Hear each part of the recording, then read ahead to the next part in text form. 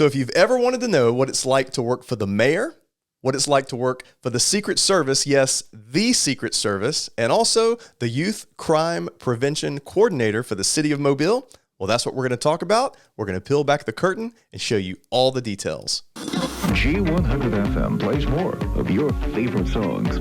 We're Del Shams, Where the proof is in the pricing. Super Savings Store. Hoffman Furniture will approve your credit. You're listening to I want to know where to go. the Living in Mobile, Alabama podcast, where we talk about all things Mobile. Career's got it, we guarantee it. Now, here's your host, Jeff Jones. 40888, so don't be late. So in this podcast, we are so excited to welcome the Joshua Jones. Thankful to have you here. Man, Jeff, it's a pleasure, brother, man. Me and Jeff are like distant cousins. So, That's right. But definitely, man, I'm excited to be here, man. Looking forward to it. Awesome. Well, I've been looking forward to this for a long time, and I want to welcome my co-host today, Miss Avery Smith. Hello. And of course, we've got the main man, Caleb. Hello. Over there working the buttons, the magic. So if there's anything wrong, send the notes to Caleb. No. Yeah, you can send over there. No, we're excited about the Living in Mobile podcast. And of course, if you would leave a comment below wherever you find this, but also like and subscribe on YouTube. And then if it's an audio, of course, you can leave comments, you can leave reviews, all of that. We love hearing from you because you know what that does? That helps us make this podcast even better. And if you have a guest suggestion who's got a story about Mobile, please leave that below. Super excited for what is coming up next. But in this interview, and I mentioned that I've been looking forward to this for a long time. We go way back several years. Man. And if my memory serves me correct, I was at a men's Bible study many years ago, and I look up and I'm like, oh my gosh, the mayor is coming in. And so the mayor was a guest, and we were there to hear a great speaker and author named Andy Andrews. And I look up, and there is Joshua sitting there, and we were just started talking, and I learned all this stuff about you and your connection. Yeah. And so talk a little bit about how you got connected with the mayor and how that journey began. So, man, it's so crazy, right? Me being where I'm from, you just never think that you end up in these positions, right? And so I was a law enforcement officer, which I just so happened I always wanted to be a police officer as a kid, right? Okay. And so graduated college, was working as a child behavior specialist, and it was just terrible. The things that you saw, the negative things surrounding the youth. And so I was like, you know what, I'm going to be a juvenile detective. Signed up for the police department, got selected, became a part of the graduating class of Class 50, and went to work.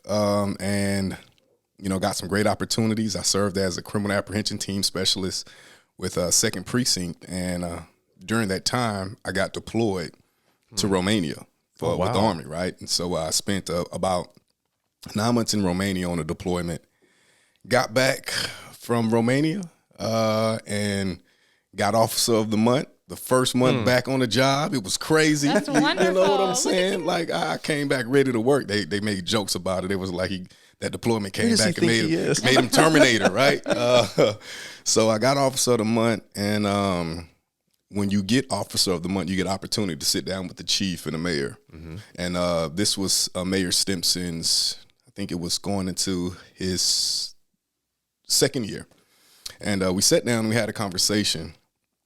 And I remember him asking, he was like, so if you were the mayor for one day, what would you do? And I looked at him and I said, well, I think you're doing a pretty good job as the mayor, and so I wouldn't really change much of what you're doing, but I will make more of an emphasis on bringing people together. That's just what and he looked at me, he was like, huh. Saying he gives you that, huh. And that was it. And so I was like, oh, well, I'm in trouble. The wrong answer. Right. I was like, I'm not going to be here tomorrow. I'm go ahead and get my termination papers. But it was interesting. After that meeting, we went to the luncheon that day. And about a week later, I got a call. And it was essentially, one of the ladies from the mayor's office. They were just asking, about my interest in coming over to be a part of the mayor's executive protection detail. And I was just like, yeah? Like, I mean, who would say no? And so I started in December of 2015, and I ended in December 2017. Oh, wow. Yep. Okay. So for 2 years, you got to work really closely with the mayor. Oh, man. Really And you got to see a lot of things that the average person, on the street, resident of Mobile, doesn't see. Yeah. I will tell you that, I mentioned earlier about Andy Andrews, a local author, speaker. It's funny because in my career, I've gotten to do some public speaking. And Andy Andrews, he lives in Orange Beach. He has always been like a mentor to me. And a few years ago, I got to have lunch with Andy. I know, it's crazy. A lot of people, they would love to have that opportunity. I was very thankful. But then I found out, I was like, Andy Andrews is friends with Sandy Stimson. Like they're like buds, you know? And then I was like, holy cow, like who is our mayor that he's friends with Andy Andrews? So that kind of opened the curtain a little bit, and I learned some things about that.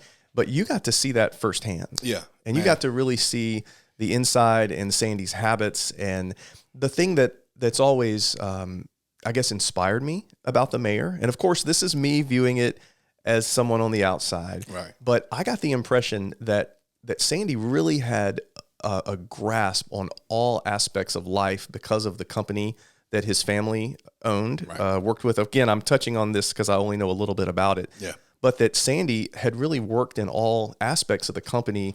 And so it's not like he was that giant CEO type that only had the mindset. Lived in a white tower and just looked down. One of the things that I tell people about Sandy, man, is that Sandy has one of the most genuine hearts I've ever experienced from, and I'm just be frank, from someone who doesn't look like me. You get what I'm saying? My time with Sandy opened my eyes to a lot of things, and I think our relationship benefited each other mutually, right? Sandy he shaped the way that I approached fatherhood. He shaped the way that I approached my relationship with my wife. He shaped the way that I approached my belief in myself, because there were things about me that I didn't realize that I possessed, that Sandy saw, and he was cultivating those things in small pieces of our conversations in the time that. Now, when I say we spent a lot of time together, we spent a lot of time together. I can imagine. That's what I was wondering. Like, how many days a week was it? It was every day. Every day. Every day. Any event that Sandy had, sometimes he would give me a break. And, Josh, you don't need to come to this one, But other times, if he didn't tell me that, man, I was picking him up, dropping them off, spent a lot of time with them, man. And I'm one of those guys, right? I seek out mentorship. I seek out people that I admire. I see traits, and I call it the Frankenstein method, right? And so I take pieces of individuals that I admire, and I add them to who I am. It's like my toolkit, Batman style. Yeah. Or as I've always said, cafeteria style. Hey, that's it. You're going down the line. I think I'll take that. I don't want that. No mystery meat. But but nah. So yeah, and a lot of things about myself, Sandy saw, and it was so much so that I was in grad school also during the time getting my master's degree, and part of my thesis. There was a section there speaking about leadership, and so much so that I dedicated that entire section to the traits and the things that I saw, the habits that I saw Sandy, present during that time that I spent with him. And I still, to this day, I admire him. Isn't that incredible to think that this is the person who is the mayor of the city of Mobile, and to hear an inside story from someone who has seen things behind the curtain? Yeah. Not the front that you put out there from a political standpoint, but the real person. And so what I would say, I mean, there are going to be a lot of people who are listening to this podcast who are thinking about moving to Mobile, or, maybe they're a citizen of Mobile and have never really heard these type of stories. Yeah. But to know that you've got someone who's at the helm, like they're driving the ship, and they really have that type of perspective and mindset and leadership focus, mentorship. And so it says a lot about the potential and the future of our city. Oh yeah. And I mean, I've heard stories about where the city was previously, and not to talk about that so much, but just talk about how Mayor had this vision, and then he came in, and we saw some things happen immediately. And that just goes to leadership, and vision. And I'm a man of faith, so your people perish for a lack of vision, man. And I think when Sandy, when he came in, you all automatically saw that there was a genuine care for the city of Mobile, to move pieces in the right direction and put things and people in places to further the efforts of the city. And that was a trait that I saw then and I still see today, putting people in the right position to bring the right resources.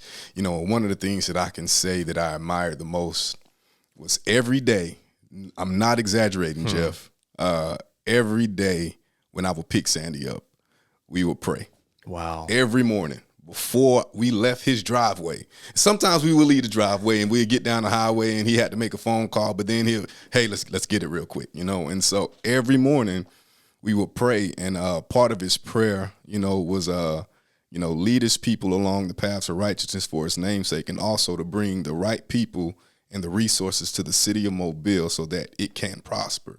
And I by default, sitting up under that, being around that every morning, you would pick that up and you would pick up that same energy and you'll pick up that same mindset. And so I found myself even in my prayer time praying for the same things. And so I saw the growth, I saw the transformation, I saw the divine intervention and the divine assignment of people that came to Mobile, and you see the benefit of that, man. A thriving downtown, a thriving city. And so I definitely believe that it really starts from the head, And I've seen that with downtown, just the reputation. Connected with a lot of different business owners, different networking groups, and man, there's this buzz. Oh, I mean, people are so happy with the direction it's headed, and it's been incredible because when I grew up, I'm 40, I'll be 49 next week. Oh man, come on, Jeff. I know. Man, come on now. When I grew up as a child, I just remember downtown, did not have a great reputation. And so things have really changed. It's turned into this destination. Mm-hmm. And I like to have like a date night with my wife where we'll go down there. We'll go to a restaurant, get dessert somewhere, spend the night at the Battle House, get up, have breakfast or brunch. Yeah. And it's like this highlight. It's a fun thing to do. And all of that is a trickle down from leadership. Yeah. And there are a lot of people that play different roles in that, but it's really, it has a lot to do with who's at the top. Definitely. And obviously, we could make this whole podcast about the mayor, but what we really want to do is to hear this big picture about someone who has a story. And you clearly have a story. And part of that story, I mentioned at the very beginning, was the Secret Service. I'm waiting. I'm like, I want to know more. What? The Secret Service. One of the things about the Secret Service that it's not that big of a secret, right? It's not. Well, that's one of my questions is, were you allowed to tell people that you were in the Secret Service? And so I think it wasn't necessarily telling individuals, but anytime we were around, people knew, and it was even to the point where I would get on a flight. I'm leaving D.C. and I would get on a flight heading back to Birmingham or something, and someone, hey, you're a federal marshal. No, I'm not a fam. Oh, so you must be a Secret Service agent. And it's just like, wow, like people, they really pay attention. But, the thing about the Secret Service, it was surprising. It wasn't something that I was actively seeking out. When I joined law enforcement, the goal was always to go federal. Okay. And so when I was thinking federal, I was thinking more ATF, DEA, FBI, those 3-letter guys, right? All the movies. All the movies, right? That's what I was thinking. But, I just never imagined that the Secret Service would present itself as an option. It just wasn't something on my radar. Former President Trump came to Mobile for his congratulations tour on winning the presidency in 2016. And I was working for the mayor at that time. And I'm going to say this, being a part of the mayor's administration opened so many doors and opportunities and connections for me to meet people like yourself, Jeff, and then this opportunity. And so I was assigned to, work with the Secret Service when they came down to do the advanced planning. And I met an agent I'm just gonna say his first name, Marty. And Marty was one of the coolest guys I ever met.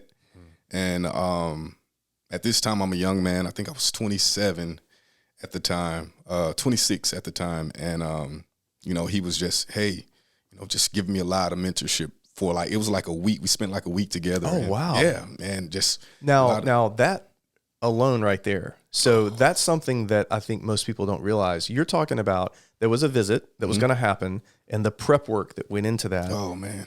They were in the city that early. Oh, man, it's insane, man.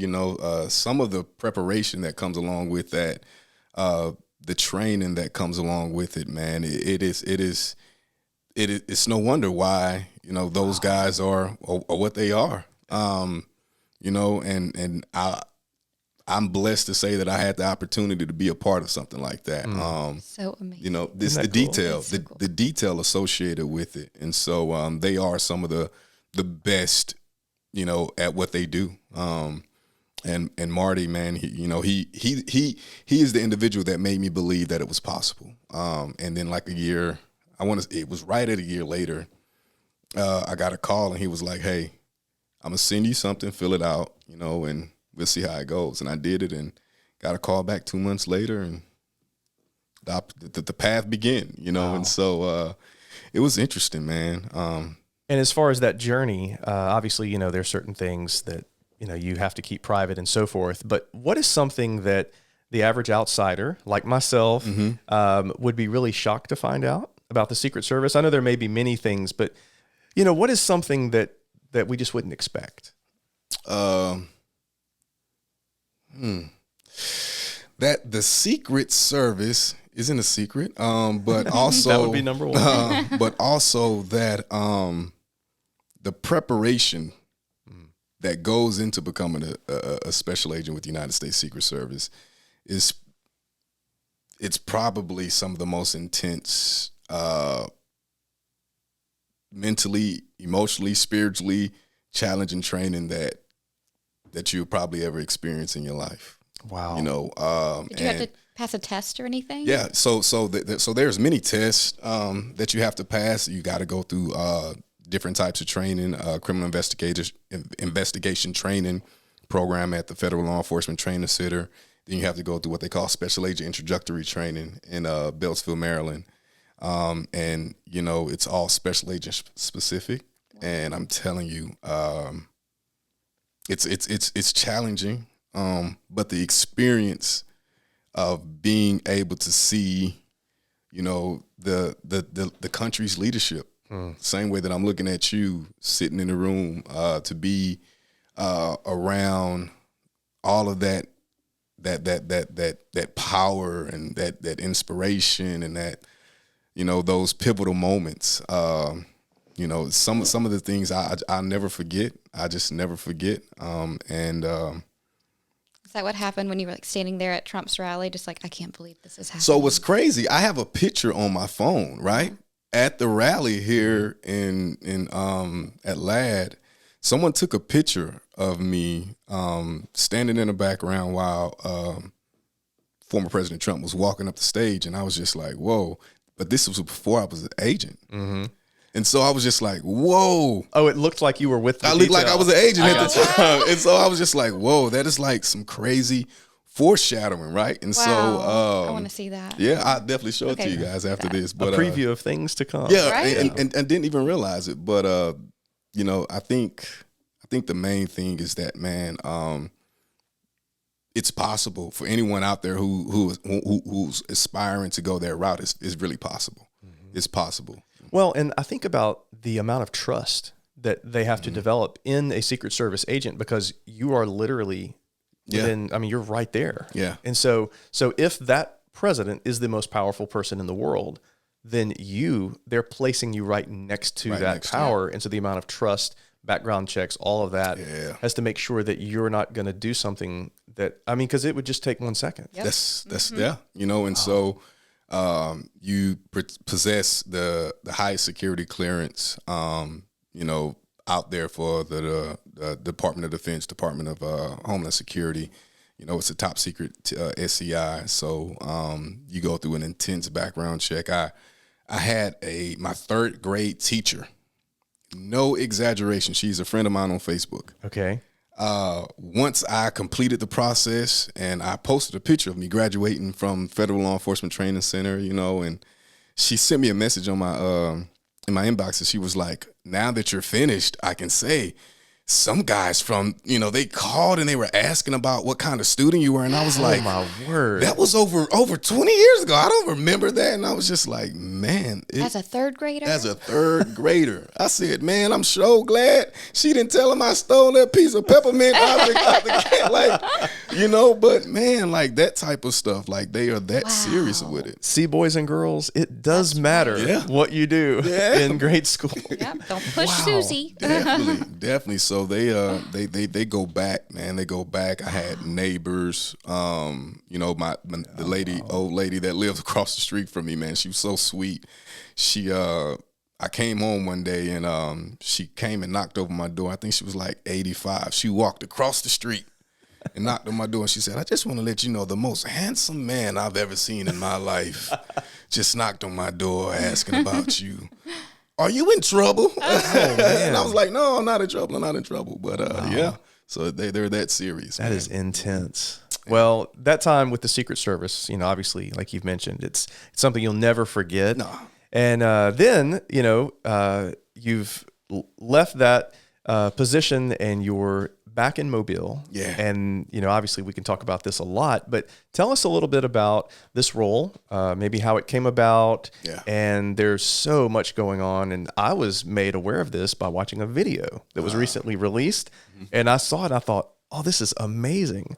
So maybe talk a little bit about that, how the position came about and some of the details of that position. Right. And so I was in the Secret Service for 3.5 years. And this is something I probably should have spoke about. Was that I traveled about 85 to 90% of the time. So I was gone. I think in 2021, out of the 365 days, I was gone about 281.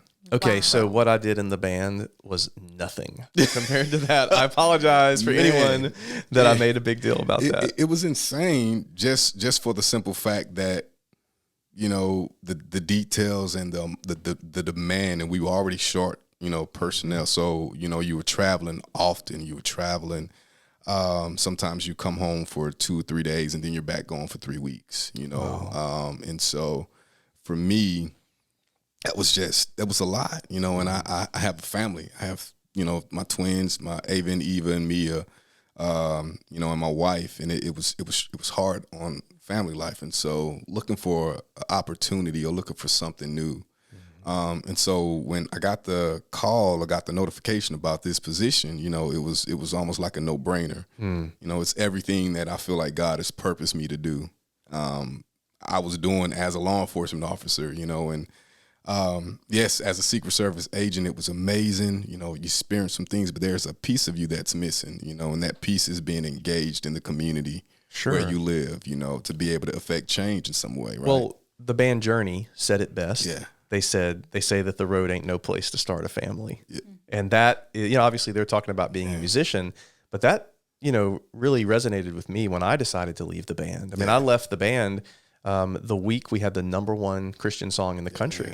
And people are like, how could you do that? And then it's like, well, there'll always be another tour. There would always be another album. There would always be something else that would be related to that music, but there would never be another eight-year-old birthday. There would never be another 10-year anniversary, 20. There would never be another one of those. Exactly. And so for me, I just had to count the cost, and I turned the page, basically. This was a dream. I lived that dream, so thankful for it, turned the page, and now I'm on to another dream. And so I'm assuming that's kind of what went through your mind. Definitely, man. My life is not my own, and I know, you know exactly what I mean when I say that, Jeff, but I think understanding the call on my life and understanding the purpose, what I've been purposed to do specifically in this position, it's to be a beacon in some aspect, right? Now, as a youth violence prevention coordinator, to be able to come to the city of Mobile, a place that I call home, the only place that I've known as home as an adult, and to incite hope, inspire, to encourage the individuals out here who may not necessarily have anyone at home that's giving them that type of hope. I can say, hey, I came from the same place that you came from. I experienced the same thing that you experienced. But look what I was able to accomplish, and I've never been one to tote a badge or, to bang my chest. But I understand now that my path was not my own, and if it was, I would probably still be, somewhere traveling, doing something crazy right now, jumping out of airplanes and stuff, right? Wow. But it's not for me. And so the Youth Violence Prevention Coordinator position, it came about because we were experiencing, something that it's not unique to Mobile. Mm-hmm. It's a national rise, but the fact that it's happening in Mobile is a problem, right? It was a rise in youth violence, which was exacerbated by the pandemic, COVID-19. And so, it affected so many things. So many things. I mean, it's like all of this free time. Yes. Yeah. And then when you take a massive amount of people, it just based on statistics, things are going to, really show themselves in a rise. I can't imagine. Right, man. And it brought things to a forefront, more to a boil, right? Mm-hmm. And so what you're dealing with right now is just a lost generation, right? They're confused. A lot of them are confused. They're looking for answers. And I was talking with a young man from the University of Michigan a couple weeks ago, and he was like, we call it the invisible kids, right? Mm-hmm. When you feel invisible, you do something to make yourself seen. And that's what you get right now. These are the kids who feel invisible, right? And so to be able to sit down with a lot of them and present myself as a template, or as an example, as a mentor, as a father figure for a lot of them, it's been probably the highlight of my life. I can imagine that's incredibly rewarding. Ah, man. And now I know that we had Corey Penn on the podcast recently in another episode, and he was talking about his connection with the Boys and Girls Club. Right. And so can you talk a little bit about, what is a day in the life that you have in the role that you play? Can you share a little bit about that? Man, so it's no day is the same. Like I can literally say that every day is different. But the bulk of what I did in the beginning was we set out to craft a message, right? Okay. Genuine, authentic interaction. We want to be genuine in our approach to interacting and dealing with the population, the communities that are affected by this the most, right? We want to bring them to the table. We want to change the perception of the individuals that come out and serve these communities, right? And we want to build relationships. That's what it was in the beginning. So every day, whether that was I was going out to these communities and just shaking hands with people, sitting on porches, having conversations, talking with the kids, going into the schools, going to the community centers, community days events, which we identified were very, very successful. Taking all these services to these communities most affected and building these relationships, these baseline relationships.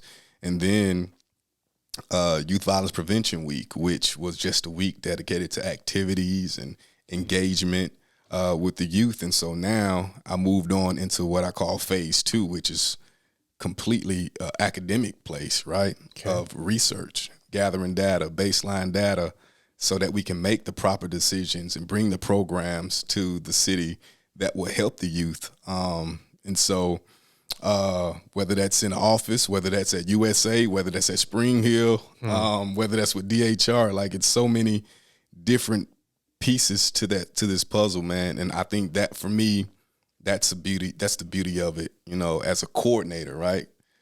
I'm bringing all these pieces together to address this issue. And so far, it's been working, man. Yeah. Well, it seems like you wear a lot of hats. It's almost like a youth pastor for the city of Mobile. Come on, man. No, man. In some ways, I mean, obviously, it's always interesting because I think that sometimes when you're driven to be a successful professional or, whatever career you have, a lot of times we associate value with certain activities. Yeah. So I know, like myself as a real estate agent, there are certain things that I can do during the day that will bring about a result that will then, bring me a financial reward. Well, what happens is your main objective, in a lot of ways, is relationships. Yes. I was talking with Corey about that as well, that it's the relationship business. Right. And it's hard to put a value on sitting on a porch and sharing a heart-to-heart with someone. But you get to do that, and you get to have that, it's just unlimited potential that you might be sitting there with a young man or a young lady who is at a point of decision. Right. They're at a really struggle in their life, and then you get to potentially have an impact on them that could change the rest of their life. But here's the key, not just their life, but their children, their children, their children. Generational change. Yeah, man. And so that's got to be incredible to know that you have that opportunity, but at the same time, it's got to be overwhelming, maybe? Jeff, it is. And I made a statement the other day that, this could be, it could be a thankless task at times, There's been individuals that we've come in contact with that, have backslid, got themselves back into, trouble that we saw so much hope with. But then I always relate back to my youth, my childhood, and I could have easily been considered one of these kids who wasn't going to be or wasn't going to make it, and it was somebody who sat down just like I'm sitting down with me and saw something in me, same way that, Marty saw something, same way that Sandy saw something, same way that Chief Barber saw something, same way that these people who have been instrumental in my maturation, they saw something in me. And I want to tell the kids out there, same thing, man. Like, there is something in you that is special. You just have to tap into it, right? But you have to first believe it. Mm-hmm. And so, yes, man, it's overwhelming. I get calls at 2:00 in the morning. Wow. 10 o'clock at night, text messages. I can only imagine. And sometimes they don't want nothing. Yeah. Something they just, hey, I got my cast off my arm yesterday. Really, man? You could have told me that in the morning. It's 9:30 and my eyes is, but some of them, they don't have nobody, right? Yeah. And some of them, they're looking for people that they could just be kids with, right? Mm-hmm. And so one of the things that we started was this Brothers in Blue mentoring program with the police department and the fire department. And it's we've just merged it with Big Brothers and Big Sisters. So that announcement should be coming hopefully at the beginning of the year, try to do a big launch about it. But Amy Risser over at Big Brothers and Big Sisters has been really instrumental in getting us, this merger. But we had a retreat early this year, and a lot of these kids came from Strickland Youth Center. They were involved in the gun court, and it was just a fun day. We had the University of South Alabama Army Arbor TC program come out. They did like some leadership reaction courses. We did some, all kinds of fun obstacle courses out there, man, and it was great. But at the end, one of the young men who, he was on probation, he came up to me. He was like, man, I really had fun. I said, man, I'm glad you had fun. What was your favorite part? He was like, the fact that I didn't feel judged. Wow. I didn't feel judged. I felt like I could be a teenager. I didn't feel like I had to fight anybody out here. I didn't feel like y'all were going to take me to jail. And I was just like, man, these kids are experiencing situations and circumstances far beyond what we can even comprehend. And so they go out and they have to put on a mask. They have to present themselves in a manner that forces them to be 10 years older than what they really are. They got to make decisions like adults, at age 13 and 14, and they don't have the chance to really experience life in the manner in which they should. And so to create that space, to be a cultivator of that space, to put them in positions to be able to experience that, man, I'm grateful every day that I get the chance to be a part of a team. And I can't, yes, I'm the youth violence prevention coordinator, but it is a team of individuals who are committed to this cause. That I'm so grateful to be able to work with, and we're going to make a change. And the great part about it is this is something that has just started. Yeah. And you have to know that, sometimes there are humble beginnings, but the potential is just incredible. So I'm excited to know that you're at the ground level, the grassroots. This is just starting with this new initiative, this new relationship with the Boys and Girls Club. All of this stuff is happening. And my hope and prayer is that this will continue and you'll have an impact on so many. Man. I thank you. Appreciate that, brother. That's awesome. Appreciate that. You are man. so special. Oh It's my amazing. goodness! Don't do me It's like so nice that. to talk to you. Oh no, I love it, man.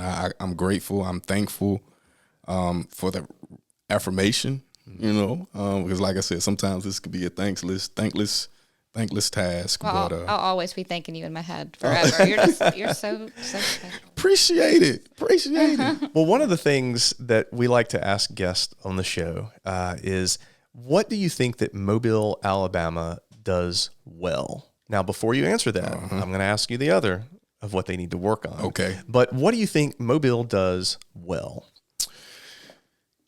Mobile carries tradition really well, whether that's Mardi Gras, whether that's celebrating high school alumni, the tradition in Mobile is rich, it's beautiful, and it's something, especially if you're a small town type of person, it's something that you can really take grasp on. Like you can take a hold of it and you can become a part of it.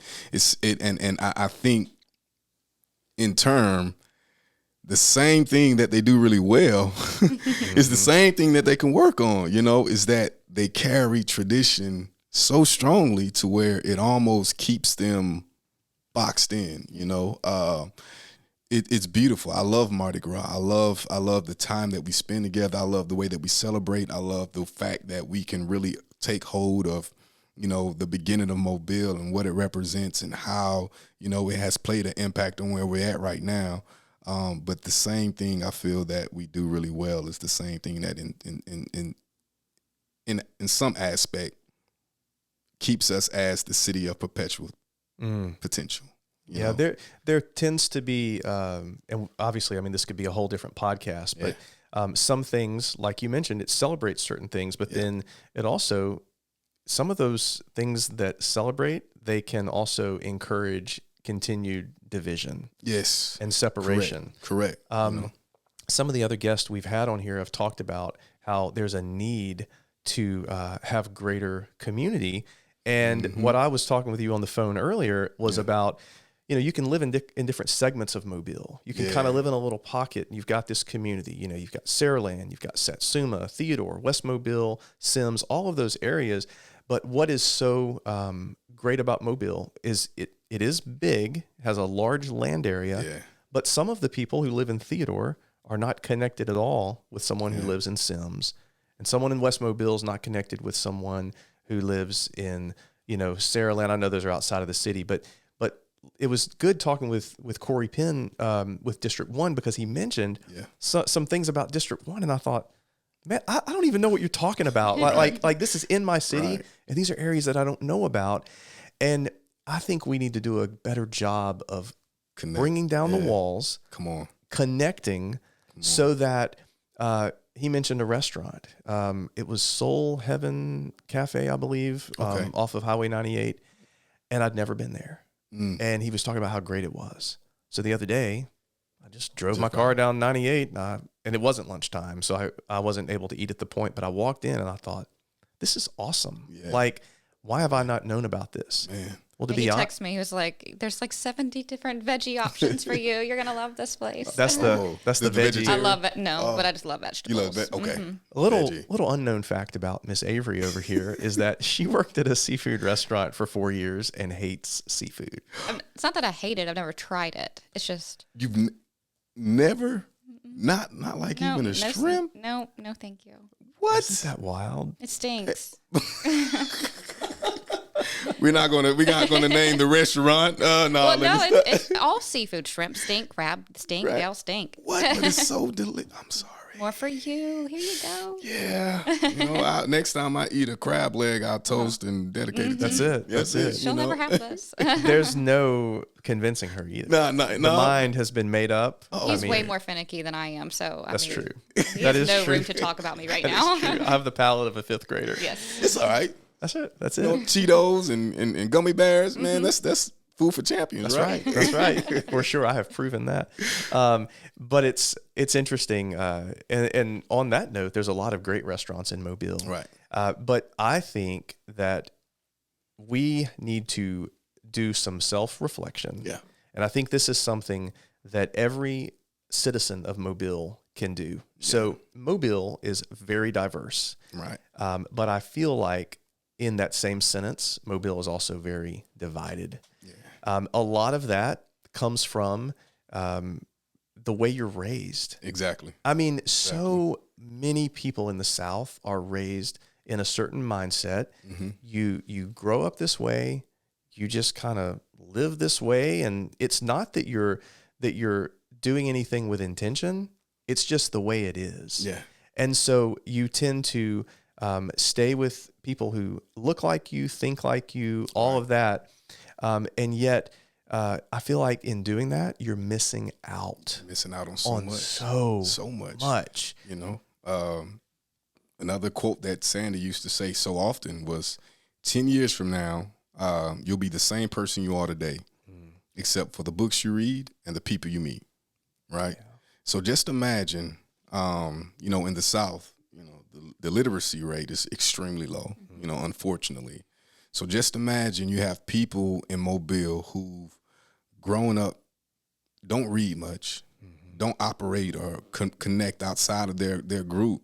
Their belief is so cemented in what they grew up around and who they interacted with, so much so that they believe that that's actual reality, when there's an entire world out there.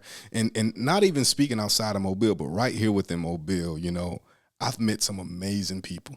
I've made some great connections. I'm a part of Leadership Mobile right now. And, you know, these are individuals that I would have never, you know, just went and sat and had a drink with, or sat and had a conversation with, or had lunch with, or go on a retreat with, right? And these individuals are some of the most amazing, talented, diverse group of people that I've ever met. And I'm learning so much just dealing with them. And so, like you said, the connectedness, that's the measure of health of a community.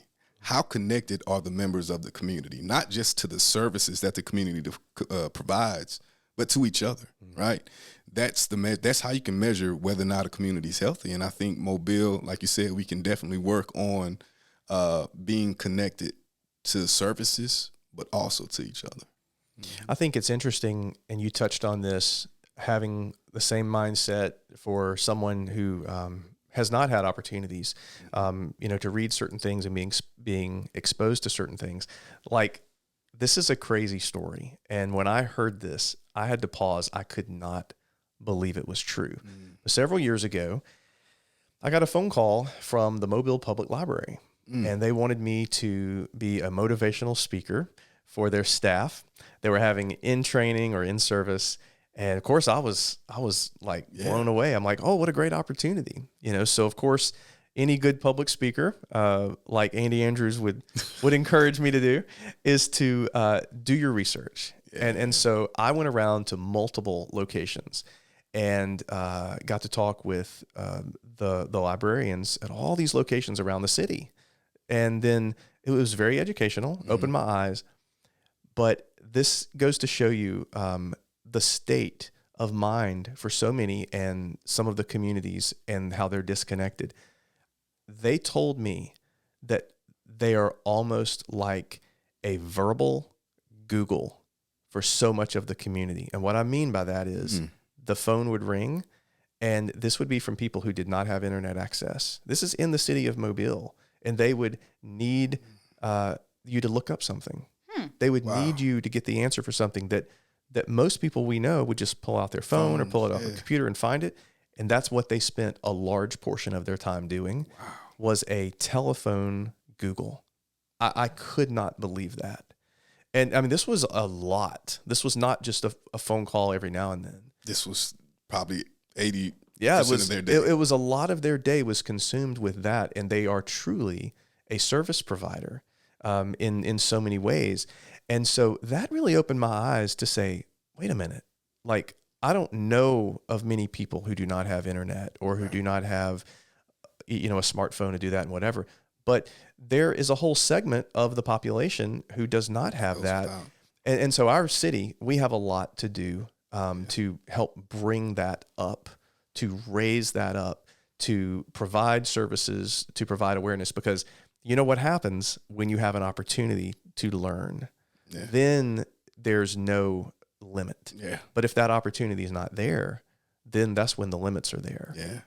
So that really, I guess that goes along, with some of the things you're talking about, but that blew me away. Yeah, I had no idea. That's insane. Just to imagine, like, I live off of my phone. Oh yeah. Yeah. I live off of my phone. And so, just the reality, like you said, like just to be able to try to conceptualize, that there are individuals out there in the community that is just completely disconnected, right? And I mean, this may be a shameless plug. I'm sorry, but we need people. We need more people that are willing to come to Mobile, that are willing to invest time, commitment, effort in bringing people together, and one of the quotes that I've said since the beginning, it takes all of us, man. And I'm not just saying that from a, just from an empty, quote type place. It really takes all of us. Like, it takes all of our effort. It takes all of our talent, like to bring the exposure to the people, to this community, like you're doing. You get what I'm saying? Using the platform, connecting, and not just, like I said, just not out here just vainly connecting people, but intention behind it. That's what really makes it stick, man. And I'm grateful. I'm grateful just to even be able to sit here and be a part of this with you all. So thank you for having me, man. Well, I'm excited about where things are headed. Yeah, I really am. And when I found out what you were doing, I was like, this is great. Oh man. And now, before we get to the last section of the interview, of course, we have something called the lightning round, which is fun. We'll hit you with some questions, and then we have another, I guess, a last question. But before we do that, I would like to take this break to say that's it. That this episode is sponsored in part by Yellowhammer Coffee. If you live in Mobile, of course, you've heard of Yellowhammer. My buddy Jeff Roberts is the owner. He and his wife Mo have done some incredible things, and they really are about culture. They're about raising up leaders. And you can tell they're like, he probably smacked me for saying this, but they're like the Chick-fil-A of the coffee world. I mean, they make a compliment. It is. They make a difference. They're not just selling coffee. And so I think that's pretty cool. Thankful for Yellowhammer and what they do. But the last question before we get into the lightning round is, and this is open-ended, but what are you excited about in the city of Mobile, just over the next few years? But this journey has begun with your new position. We've got all this unlimited potential out there. What are you most excited about? Man, when I got here, I made a statement that I don't want to be a part of an organization that makes decisions on behalf of a community that's not present at the table. Right? That was one of the things that I'm like, I want you to say that again, because for those folks who may be listening on a device where it's difficult to rewind, say that again. I don't want to be a part of an organization that makes decisions on behalf of a community that's not present at the table. Man, that is so cool. Yes, it is. And with my title, Youth Violence Prevention Coordinator, one of the things that I found so often was that all of these tables that we sat down at, all of these brainstorms, these think tanks of these individuals that are addressing youth violence, not one time was a child or a youth or a teenager present at that table. And so I started thinking and started doing some research, and I was like, look, from here on out, there are no decisions should be made for the youth without the youth. And so I'm building a youth advisory board, right, which I'm so excited about this, Jeff. I think it's going to be transformational for youth serving agencies, right? A youth advisory board that's going to be dedicated to youth participation, getting them involved in things that's going on in the city, but also for their input, allowing them to be present and to speak about issues relating to youth in adult-dominated spaces, right? So to get them plugged into the individuals like Corey Penn, to get them plugged into, the mayor's office, to be able to speak power, truth to power in aspects that say, hey, that's not going to help us. Like with the Kindness Counts campaign, the video that you saw, I was like, hey, surely kids love attention. Yep. Surely they love money. They love to do TikTok videos. Hey, let's get them all on top of these videos. It worked out. But one of the things that I found was that a lot of the kids were just like, yeah, we're not going to do that like that. If we were to do it, it would look like this. Gotcha. And I was just like, well, that just makes me realize that I'm not young anymore. Our childhood is so much different than today's childhood. And so to bring them to the table, to help them be a part of that. And so for me, I feel like the trajectory of Mobile, by bringing youth into the decision making for Mobile, will be a plus and a benefit for everybody, because it'll bring back the lively aspect of this city. It'll bring back the excitement. It'll bring about the involvement. And so people with kids want to move to places where their kids will experience, a great education, experience good life, in all aspects, right? And so I feel like this is the beginning of something that will be transformational for the way that we go about serving our youth in the city. So I'm really excited about that. I think that is so good. And what you said about how parents, they're focused, or it's important of how their kids are taken care of, basically. I mean, if you're involved in church in any capacity, you think about guests that walk in the door. Hey, it's great if you have, music and this and great preaching and all that. But if you're not taking care of the kids, man, you're not going to get folks to stay there. Definitely. And our city is the same way. Right. And that goes for, of course, student activities. It goes for education. It goes for so many things. But you got to take care of the kids. Got to. If you do that, then the parents will be happy to stay, because they know that what's most important to them is being taken care of. Yeah. So yeah, I think that's awesome. That's great, man. Awesome. That's real.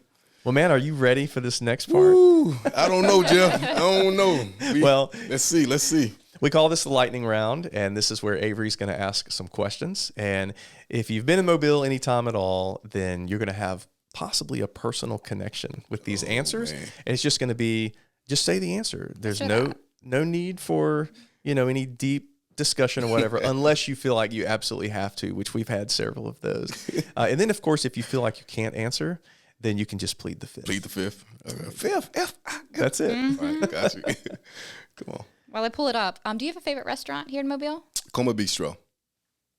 Bistro. I've heard about it. I've heard about it. Oh, Jeff. Okay, let's talk about that. Oh, Jeff, you got to go. Coma Bistro is down on St. Francis Street. Just opened. Okay, that's why. Oh, my goodness. Okay. Waffle pizza. Really? That's all I got to say. My friend Devin told me about waffle pizza. Is it chicken and waffle pizza? No, it's okay, she waffle. told me about it's it. Like okay, oh, my goodness. Jeff, you got to go. I'll take you. I would take you.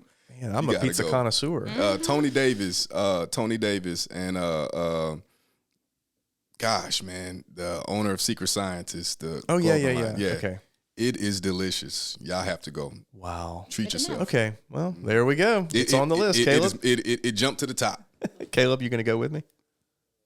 Probably. He's talking it up quite a bit. Yeah, man, you got to go. That's awesome. Good. Okay, so this or that, the lightning round. Fuzakli's or Zaxby's?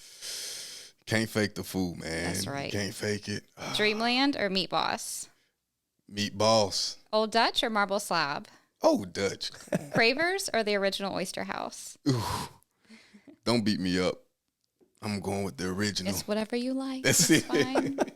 Are you going to take the Bayway or the Causeway? The Bayway. Airport Boulevard or Cottage Hill Road? Oh, Cottage Hill. Okay. Cottage Hill. Midtown or West Mobile? Midtown, baby. All right. Fox. Even though I live in Midtown. West Mobile. I love Midtown. I do too. Fox 10, WKRG, or WPMI News? I plead the fifth. I hear you. I can't do it. I love them all. There we go. What about Yellowhammer or Starbucks? So I'm going with Yellowhammer because this is sponsored. This show is sponsored by you. So I've had Yellowhammer once, but I'm just traditionally a Starbucks guy. But Yellowhammer is on every corner, and I hear all the great things about it. So I definitely probably got to give them guys a try more often. All right. Briquettes or Longhorn? Briquettes. And last, Dauphin Island or Gulf Shores? Gulf Shores. All right. Gulf Shores. I can be on board with that. Gulf Shores. I like some Gulf Shores. I love Gulf Shores. Yeah. I know Caleb likes Gulf Shores too. Come on, He's man. the surfer. You the surfer? He surfs. Oh man, I we do gotta go. some We gotta hit some surfing. waves, man. Pensacola's where it's at. Oh for the yeah, surfing. P Cola A50. Okay. That's hilarious. That's awesome. I didn't say that. Well, Joshua, it has been our pleasure to have you here. Definitely, the pleasure's all mine. Jeff. We are so thankful. It's been an honor. And hey, I just want to encourage everyone who is listening to go and leave us a review. I mean, that helps us get the word out. Of course, like and subscribe on YouTube. And if you're wondering, about, the city of Mobile, my website, livinginmobile.com, has so many details that talk about the area. And of course, my other channel on YouTube, Living in Mobile as well. So we're grateful that you joined us, and we cannot wait until the next episode.